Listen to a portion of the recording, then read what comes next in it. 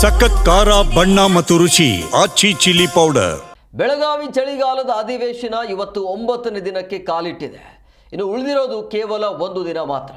So ಹಂಗಾಗಿ ಮೊದಲ 7 ದಿನಗಳ ಕಾಲ ಕೇವಲ ಸಾಮಾನ್ಯ ಚರ್ಚೆಗೆ ಅಷ್ಟೇ ಸೀಮಿತ ಆಗಿತ್ತು. ಆದರೆ ನಿನ್ನೆಯಿಂದ ಸದನ ತೀವ್ರ ಗಂಭೀರ ಸ್ವರೂಪ ಪಡೆದುಕೊಂಡಿದೆ.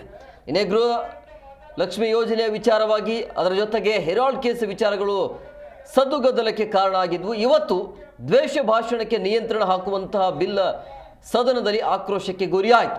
ಕರಾವಳಿ ಭಾಗದ ಕೋಮು ದ್ವೇಷವನ್ನೇ ಗುರಿಯಾಗಿಟ್ಕೊಂಡು ಬಿಜೆಪಿ ನಾಯಕರನ್ನು ಟಾರ್ಗೆಟ್ ಮಾಡಿ ತಂದಿರುವಂಥ ಬಿಲ್ ಅಂತೇಳಿ ಬಿಜೆಪಿ ತೀವ್ರವಾಗಿ ಇವತ್ತು ವಿರೋಧವನ್ನು ವ್ಯಕ್ತಪಡಿಸಿತು. ಮೊದಲಿಗೆ ಪರಮೇಶ್ವರ್ ಬಿಲ್ ಬಗ್ಗೆ ಸಹಜವಾಗಿ ಅಲ್ಲಿ ಸಾವಕಾಶವಾಗಿಯೇ ವಿವರಣೆಯನ್ನು ನೀಡಿದರು. ಈ ವೇಳೆ ಪ್ರತಿಪಕ್ಷ ನಾಯಕ ಆರ್ಶೋ ಕೂಡ ತಾಳ್ಮೆಯಿಂದಲೇ ವಿರೋಧವನ್ನು ವ್ಯಕ್ತಪಡಿಸ್ತಾ ಇದ್ರು. ಹಿಂಗೆ ಹೋಗ್ತಾ ಹೋಗ್ತಾ ಶುರುವಾಯಿತು.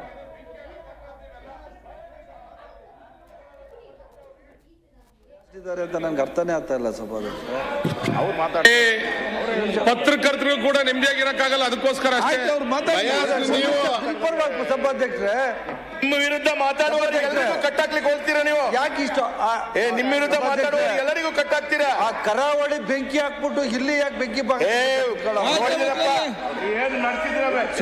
ಸುಮ್ನೇರಪ್ಪ. ಕರಾವಳಿ ಬೆಂಕಿ ಹಾಕಿದೆ, ಕರಾವಳಿ ಈ ಬೆಂಕಿ ಹಾಕಕ್ ಹೊರಟೋದಷ್ಟೇ. ನೀವೆಲ್ಲ ಮುಂಚೆ 5 ಜನ ಎದ್ದಿದ್ಕತ್ತೀರಪ್ಪ. ಅಶೋಕ್ ಖಂಡ್ರೆ ಸಭಾಧ್ಯಕ್ಷರೇ, ಅಶೋಕ್ ಖಂಡ್ರೆ ಈಟಾಗವ್ರೆ. ಅವ್ರ ಯಾಕೆ 5 ಜನ ಅವ್ರ 5 ಜನ ಯಾಕೆ ನೆಮ್ಮದಿಯಾಗಿದ್ದಾರೆ? ನಿಮ್ಗೆ ಭಯ ಇಲ್ಲ ಸಭಾಧ್ಯಕ್ಷ? ಬೆಂಕಿ ಹಾಕಕ್ ಹೊರಟೋದ್ ನೀವೆಲ್ಲ. ಸಭಾಧ್ಯಕ್ಷ ಅವ್ರು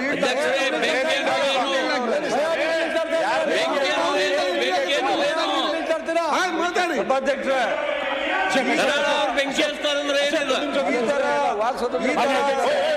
ಸಭಾಧ್ಯಕ್ಷ ಈ ಬೇಡ.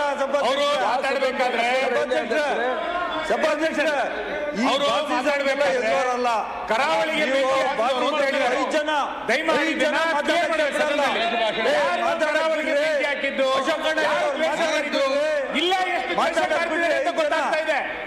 ಬಯಸ್ತಿದ್ದಾರೆ ಅಂತ ನನ್ಗೆ ಅರ್ಥನೇ ಆಗ್ತಾ ಇಲ್ಲ ಸಭಾಧ್ಯಕ್ಷ. ನೋಡಿ, ನಾಳೆ ಕೊನೆಯ ದಿನ ಆಗುತ್ತೆ. ಇವತ್ತು ಕೆಲವೊಂದಿಷ್ಟು ವಿಧೇಯಕ ಮಂಡನೆ ಮಾಡುವಂಥ ಸಮಯ ಅದು. ಆದರೆ ಅದನ್ನು ಬಿಜೆಪಿ ವಿರೋಧವನ್ನು ವ್ಯಕ್ತಪಡಿಸ್ತು. ಆವಾಗ ಈ ರೀತಿಯಾಗಿ ಗದ್ದಲ ಶುರುವಾಗಿರುವಂಥದ್ದು. ಈ ಬಿಲ್ ಸದನದಲ್ಲಿ ಆಕ್ರೋಶಕ್ಕೆ ಗುರಿಯಾಗಿರೋದನ್ನು ಕೂಡ ನೀವು ಗಮನಿಸ್ತಾ ಇದ್ರಿ. ಏನು ಮಾತನಾಡ್ತಿದ್ದಾರೆ, ಏನು ನಡೀತಾ ಇದೆ ಅನ್ನೋದೇ ಗೊತ್ತಾಗ್ತಾ ಇಲ್ಲ. ನೀವು ಏನೇ ವಿರೋಧ ಮಾಡಿದರೂ ಕೂಡ ನಾವು ಏನು ಮಾಡಬೇಕು ಮಾಡ್ತೀವಿ ಅಂತ ವಿಧೇಯಕ ಅಂಗೀಕಾರ ಆಯಿತು ಅಲ್ಲಿ.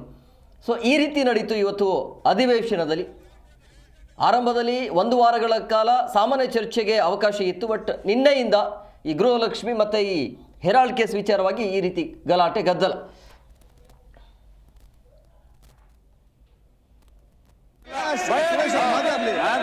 ಸಭಾಧ್ಯಕ್ಷ ಅವ್ರು